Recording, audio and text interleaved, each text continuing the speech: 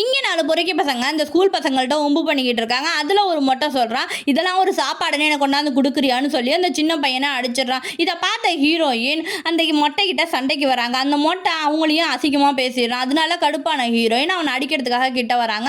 அவங்க அப்பா ஹீரோயினை தடுத்துடுறாரு. இப்போ ஹீரோயினை பார்க்கறதுக்காக ஹீரோ அங்கே வரான். அவங்களுக்கு ஒரு செயினை வாங்கிட்டு வரான். அந்த செயினை இந்த மொட்டை பிடுங்கி வச்சுக்கிறான். இந்த செயின் உனக்கு வேணும்னா என்னோட ஒரு கேம் விளையாடு, அதில் நீ ஜெயிச்சிட்டினா உனக்கு இந்த செயினை கொடுக்குறேன்னு சொல்லி ஹீரோவோட கண்ணை கட்டிடுறான். இப்போ ஹீரோவை ஒருத்தவன் அடிக்க வரான். அவன் லைட்டாக தான் ஹீரோ அவனை அடிக்கிறாரு. ஆனால் அவன் பறந்து போய் ஒரு பனைமரத்தில் அடித்து கீழே விழுந்துடுறான். இப்போ இன்னொருத்தவன் ஹீரோவை அடிக்க வரான். அவனையும் லைட்டாக தான் தட்டுறாரு. ஆனால் அவன் பறந்து போய் ஒரு பெரிய மண்ணு மூட்டில் போய் மோதிக்கிறான்.